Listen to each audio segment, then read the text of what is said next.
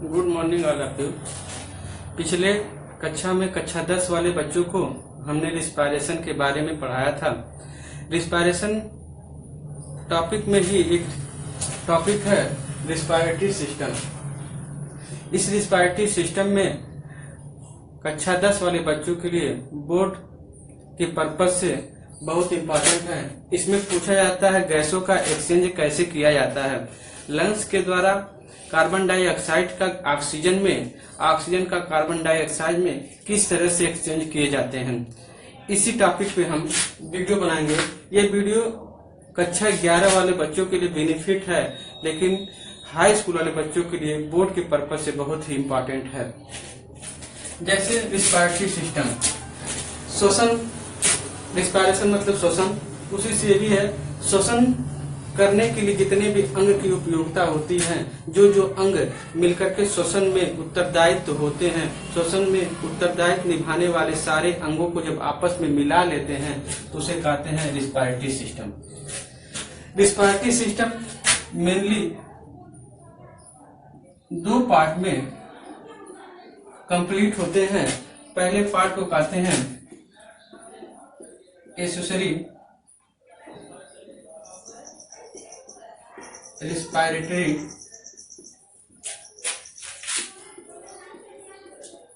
System, दूसरे भाग को मेन रिस्पायरेटरी सिस्टम के नाम से जानते हैं। पिछले क्लास में हमने एक्सेसरी रिस्पायरेटरी सिस्टम को पूरे डिटेल से पढ़ाया है। इसे हम कहते हैं सहायक श्वसन तंत्र, मुख्य श्वसन तंत्र। जैसे कि नाम से पता चल रहा है सहायक श्वसन तंत्र, ये सिर्फ सहायता करते हैं मुख्य श्वसन तंत्र में। अर्थात मुख्य श्वसन तंत्र को सहायता करने में एक्सेसरी रिस्पायरेटरी सिस्टम के कुछ ऐसे अंग हैं, ऑर्गन्स हैं, जो मेन रिस्पायरेटरी सिस्टम में सहायता करते हैं अपने अंगों की सहायता से। जैसे इनमें जो रिस्पायरेटरी सिस्टम में जो एक्सेसरी अंग थे, nose, nasal passage, pharynx, larynx, trachea,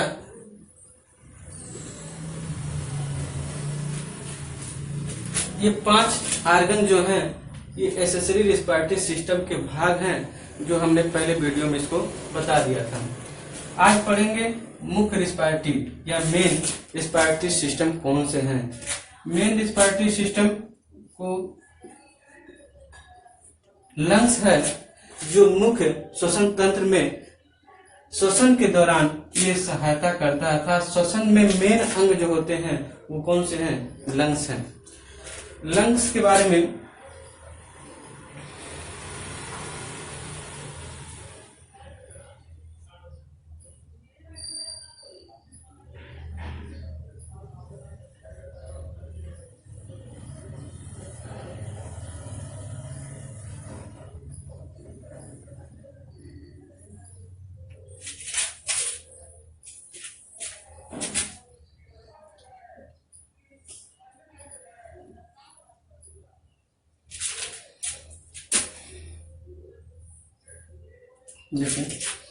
lungs का जो फिगर होता है, इसमें एक बॉक्स नुमा संरचना दिखाई दे रहा है, जिसे हम लैरिंग्स कहते हैं। लैरिंग्स कहते हैं। लैरिंग्स का दूसरा नाम साउंड बॉक्स। साउंड बॉक्स क्यों कहते हैं? लैरिंग्स के टिप पर 2 उंगली नुमा संरचना पाई जाती है, जिसे हम वोकल कार्ड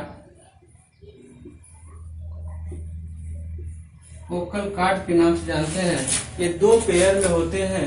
जो लगातार वाइब्रेट करते हैं और ध्वनि उत्पन्न करते हैं। इसलिए लैरिंक्स को हम कहते हैं हिंदी में ध्वनि उत्पन्न करने वाले यंत्र या स्वर उत्पन्न करने वाले तंत्र या यंत्र। फिर इसके नीचे एक पाइप नुमा संरचना दिखाई दे रही है जो खोखली होती है, जिसे हम ट्रैकिया के नाम से जानते हैं। ट्रैकिया के नाम से जानते हैं। लैरिंक्स और ट्रैकिया को आपस में जोड़ने में एक मसल उपयोग किया जाता है जिसका नाम है कार्टिलेजिनस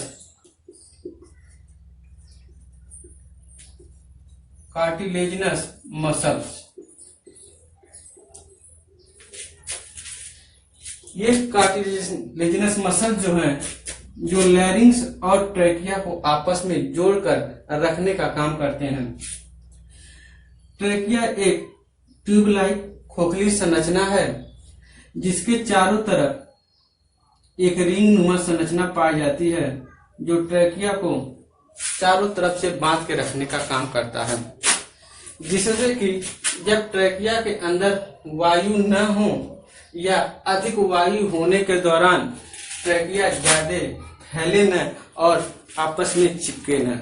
इसलिए इस पे सी के आकार की संरचना की रिंग दिखाई दे रही है जो लगभग 16 से 18 रिंग होती हैं,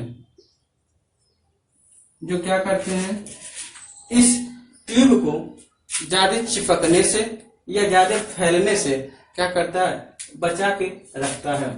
अगर ट्रैकिया को बाहर निकाल दें तो चारों तरफ से क्या है, रिंग नुमा संरचना है जो क्या किया, ट्रैकिया को चारों तरफ से पकड़ कर रखा हुआ है। इसे कहा जाता है सी शेप्ड रिंग, जो आपको हाफ दिखाई दे रहा है सी से आगे से, सी से पीछे लगा हुआ है, जो चारों तरफ क्या बनाता है, रिंग बनाता है। ये भी बनते हैं कार्टिलेजिनस मसल्स के, ये भी बनते हैं कार्टिलेजिनस मसल्स के, जो लगातार ट्रैकिया को चारों तरफ से बांध के रखने का काम करते हैं। ट्रैकिया आगे चलकर बाइफरकेट हो जाते हैं, जहां जिस भाग से बाइफरकेट होते हैं उस भाग को हम कहते हैं ब्रोंची या ब्रोंकाई के नाम से भी जाना जाता है। ब्रोंकाई आगे पुनः बढ़ते हैं,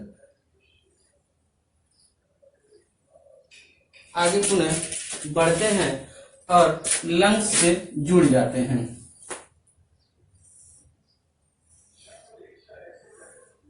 लंग्स से जुड़ जाते हैं। लंग्स जो होते हैं शंकु के आकार की संरचना है, शंकु के आकार की संरचना है, जो मांसल होते हैं, फ्लेक्सिबल होते हैं और गुलाबी रंग के या पिंक कलर की संरचना की होती हैं, जिनके अंदर ब्रोंकाई पुनः लगातार बाइफरकेट होते रहते हैं और एक से अधिक ट्यूब लाइक संरचना का निर्माण करते हैं। यह डिवीजन इतना ज्यादा होता है कि पूर्ण रूप से लंग्स में भर जाते हैं और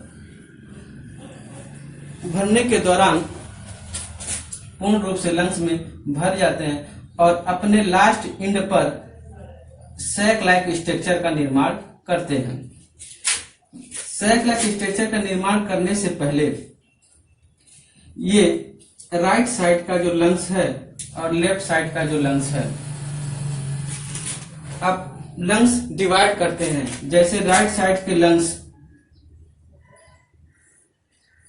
डिवाइड करके 3 चैम्बर का निर्माण करते हैं, जबकि लेफ्ट साइड के लंग्स डिवाइड करके 2 चैम्बर का निर्माण करते हैं।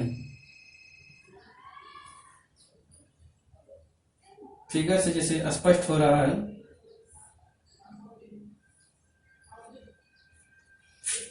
इसमें 3 लोब, इसमें 2 लोब पाए जा रहे हैं। ये जो पतली पतली ट्यूबलाइट संरचना है इसे ब्रंकियोल्स के नाम से जानते हैं। ये ब्रंकियोल्स लगातार डिवाइड करते हैं और एक से अधिक ब्रांच का निर्माण करते रहते हैं।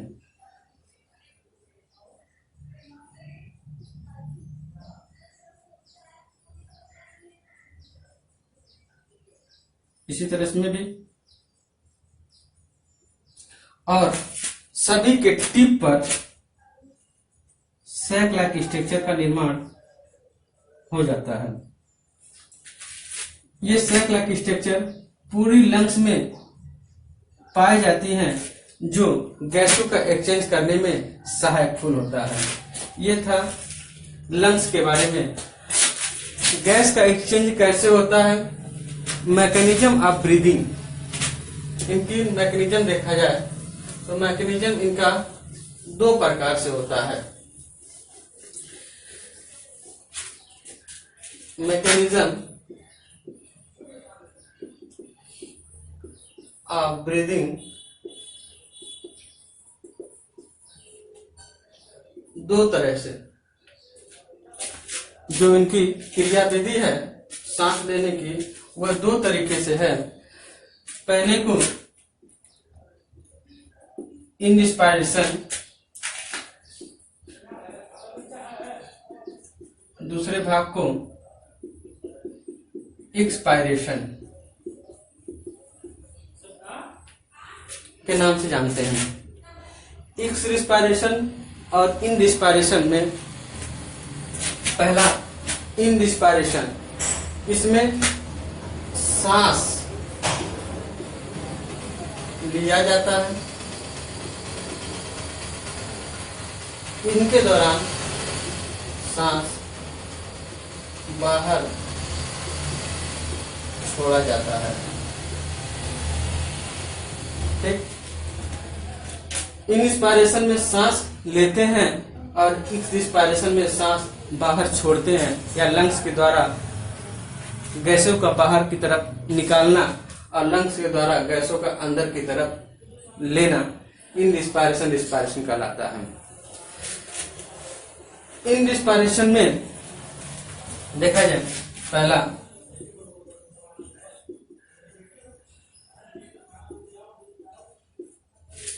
जब हम सांस लेते हैं उस दौरान, जब हम सांस लेते हैं उस दौरान लंग्स, इसमें जब हवा भरेगा तो लंग्स क्या होगा, ऊपर की तरफ उठेगा, दाएं बाएं फैलेगा। अर्थात इनस्पायरेशन में लंग्स क्या होते हैं, बढ़ते हैं, आकार में बढ़ते हैं, दायां व बायां, और ऊपर की तरफ। ठीक, यहाँ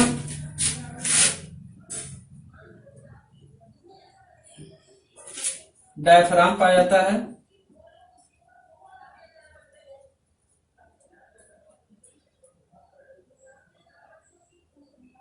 डायफ्राम पाया जाता है, और इस लंग्स के चारों तरफ रिब्स पाए जाते हैं। दूसरा पॉइंट ये होता है रिब। रिब्स की तरफ क्या होंगे, लंग्स फैलेंगे, रिब्स की तरफ लंग्स क्या होंगे, फैलेंगे। तीसरा डायफ्राम,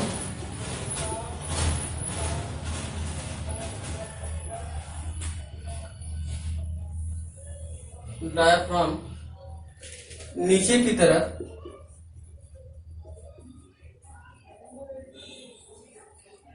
जब इसमें एयर जाएगा तो डायफ्राम क्या होगा, ये कुछ नीचे की तरफ आएंगे। ठीक। और चौथा पॉइंट, इस लंग्स के अंदर पाए जाने वाले एयर मॉलिक्यूल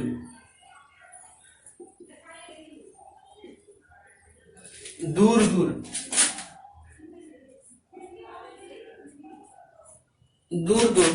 एक दूसरे से दूर दूर भागेंगे। और पांचवा है, एयर का प्रेशर अधिक हो जाएगा। ये 5 पॉइंट है।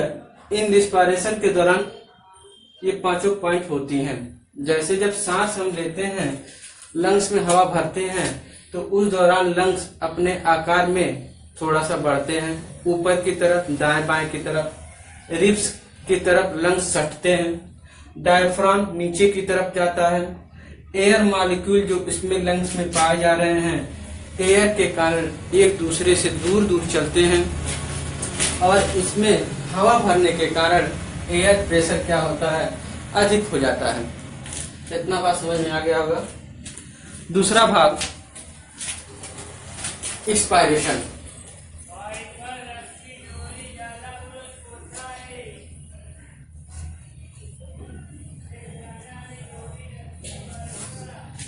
दूसरा भाग, इस रिस्पायरेशन।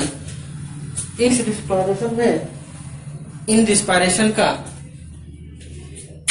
उल्टा होता है। जैसे अब इसमें हवा पहले भरा हुआ था, अब हवा क्या हो रहा है, बाहर निकल रहा है। जब बाहर निकलेगा तो लंग्स जो है अपने पहले स्थिति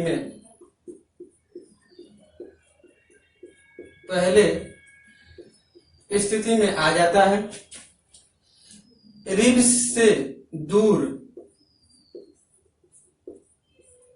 से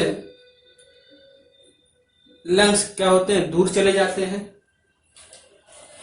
डायफ्राम ऊपर की तरफ, अर्थात अपने पुनः वाली स्थिति में, पहले की स्थिति में आ जाता है। एयर का मॉलिक्यूल, एयर में जो पाए जा रहे हैं मॉलिक्यूल लंग्स के अंदर, वो नजदीक हो जाते हैं, अर्थात पास पास होने लगते हैं। एयर प्रेशर कम हो जाता है। कहने का मतलब यह था, जब सांस हम छोड़ते हैं या लंग्स से सांस बाहर निकालते हैं, उस दौरान लंग्स जो है अपने पहली स्थिति में आता है। रिब्स से लंग्स दूर हो जाते हैं। डायफ्राम ऊपर अपनी स्थिति में आ जाता है। एयर मॉलिक्यूल जो लंग्स में पाए जा रहे हैं, दूर दूर थे, वो नजदीक नजदीक हो गए। एयर प्रेशर कम हो गया। ये था दूसरा भाग, ब्रीदिंग का इन रिस्पायरेशन। इतना भाग तो समझ में आ गया होगा। अगला सबसे इंपॉर्टेंट है, गैसों का एक्सचेंज लंग्स के द्वारा कैसे किया जाता है।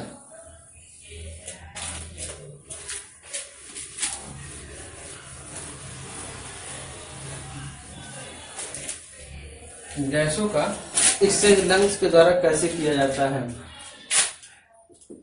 एक्सचेंज ऑफ गैसेस, गैस का एक्सचेंज करना है कार्बन डाइऑक्साइड टू ऑक्सीजन और ऑक्सीजन टू कार्बन डाइऑक्साइड। कहने का मतलब, अंदर का जो कार्बन डाइऑक्साइड है इसको बाहर निकालना है और ऑक्सीजन को बाहर से अंदर की तरफ लेना है। ठीक, ये कैसे संपन्न होता है। एल्वोलाई का जो छोटा सा भाग था लंग्स के अंदर, उसको बाहर निकालें। यह है एल्वोलाई।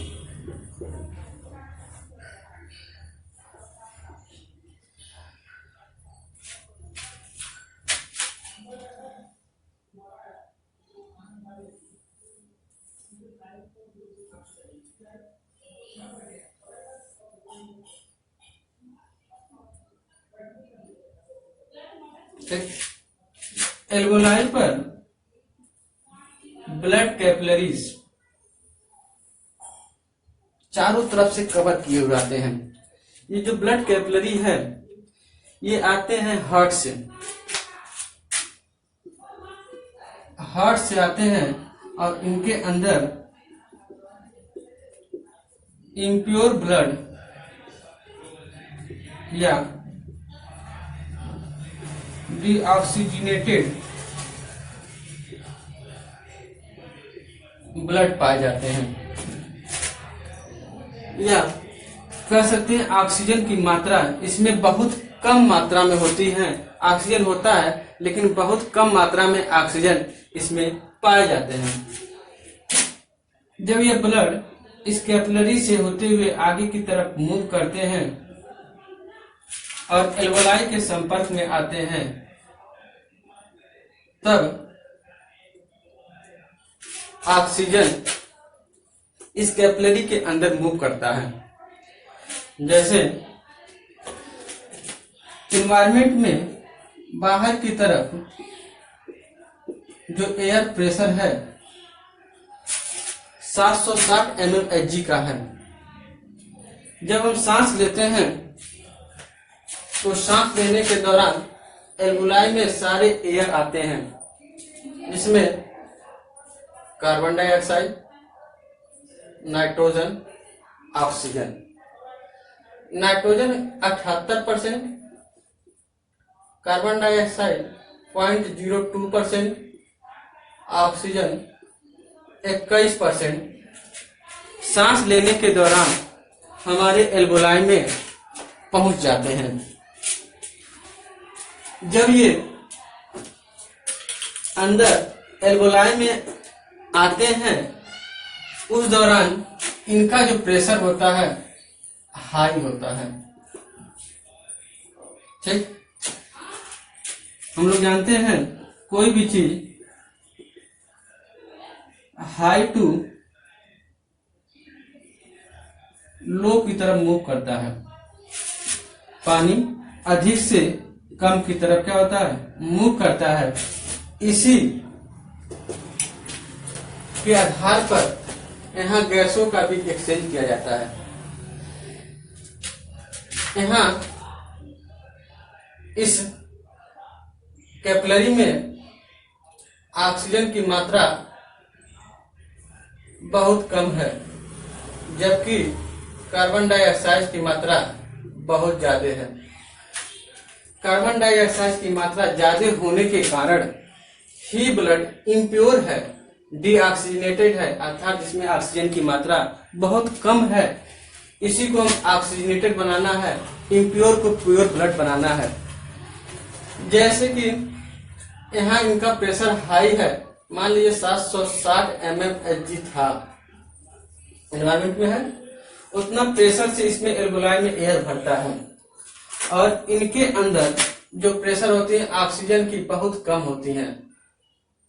मान लीजिए ऑक्सीजन का प्रेशर 740 और ऑक्सीजन का प्रेशर, कार्बन डाइऑक्साइड का जो प्रेशर होता है इनमें कर पाए जाने वाले कार्बन डाइऑक्साइड के प्रेशर से कहीं अधिक होता है। मान लीजिए 780। किसका, जो कैपिलरी में आ रहे हैं कार्बन डाइऑक्साइड उनका प्रेशर एल्वोलाई में पाए जाने वाले कार्बन डाइऑक्साइड के प्रेशर से कहीं अधिक होता है। और ऑक्सीजन कैपिलरी में ऑक्सीजन की मात्रा बहुत कम थी, जिसके कारण इसका प्रेशर एल्वोलाई में पाए जाने वाले ऑक्सीजन के प्रेशर से कम होने के कारण गैसों का एक्सचेंज किया जाता है। अब जब यहाँ ऑक्सीजन की मात्रा कम है और इसमें ऑक्सीजन की मात्रा बहुत ज्यादा है, तो अधिक से कम की तरफ ऑक्सीजन मूव करेगा। उस दौरान ऑक्सीजन इसमें क्या होते हैं, एल्वोलाई से कैपिलरी की दीवार से छन करके अंदर की तरफ चले जाते हैं और इस ब्लड में ऑक्सीजन की मात्रा क्या होती है, बढ़ जाती है। कार्बन डाइऑक्साइड की मात्रा कैपिलरी में अधिक होने के कारण और बाहर एल्वोलाई में कार्बन डाइऑक्साइड की मात्रा कम होने के कारण यहाँ का कार्बन डाइऑक्साइड बाहर की तरफ क्या होता है, मूव कर जाता है। ठीक, यहां समझ आ गया होगा। जैसे कि इसका कैपिलरी में ऑक्सीजन की मात्रा कम, प्रेशर लो, कार्बन डाइऑक्साइड की मात्रा high, pressure high, high to low की तरफ मूव कराना है तो यहाँ क्या हो रहा है, ऑक्सीजन इन कर जाएगा कैपिलरी में और यहाँ आउट कर जाएगा क्या, कार्बन डाइऑक्साइड। दो गैसों का हो गया, बचा नाइट्रोजन। नाइट्रोजन का क्या है, नाइट्रोजन जैसा आता है ज्यों का त्यों, जैसे ही है उसी अनुपात में क्या होगा, यहाँ से 78% अंदर एंट्री किया था, 78% एंट्री करने के बाद ज्यों का त्यों 78% क्या होता है, जब सांस छोड़ते हैं तो बाहर निकाल दिया जाता है। कार्बन डाइऑक्साइड की मात्रा यहाँ कम थी, इस कैपिलरी में कार्बन डाइऑक्साइड की मात्रा ज्यादा थी, यहाँ से कार्बन डाइऑक्साइड की मात्रा बढ़ा, जिसके कारण कार्बन डाइऑक्साइड की मात्रा 4% हो गया और ऑक्सीजन की मात्रा 21% थी, जिसका हम ऑक्सीजन क्या करते हैं, यूज करते हैं। उस यूज करने के दौरान हम ऑक्सीजन का 4% भाग यूज करते हैं और 17% भाग रिमूव आउट हो जाता है। कहने का मतलब देखिए फिर से, नाइट्रोजन का 78% क्या करते हैं, जैसे है वैसे बाहर निकाल देते हैं, एल्वोलाई में उसका कहीं उपयोग नहीं किया जाता। कार्बन डाइऑक्साइड 0.02% थे, कैपिलरी में कार्बन डाइऑक्साइड की मात्रा ज्यादा थी, इस कैपिलरी से कार्बन डाइऑक्साइड की मात्रा निकली और कार्बन डाइऑक्साइड की मात्रा 0.02 से बढ़कर 4% हो गया और ऑक्सीजन का उपयोग किया गया सिर्फ और सिर्फ 4% भाग इसका उपयोग करते हैं और 17% भाग क्या होते हैं, उन्हें बाहर निकाल दिए जाते हैं। इसी तरह लगातार गैसों का एक्सचेंज होता रहता है हमारे लंग्स के द्वारा। ठीक, इसमें इंपॉर्टेंट यही है कि गैसों का एक्सचेंज कैसे होता है, मैकेनिज्म ऑफ ब्रीदिंग, ब्रीदिंग कितने प्रकार से होते हैं और गैसों का एक्सचेंज कैसे होता है। यही था हमारा रेस्पिरेटरी सिस्टम, जो हाई स्कूल के बच्चों के लिए बोर्ड के पर्पज से बहुत इंपॉर्टेंट है। Thank you.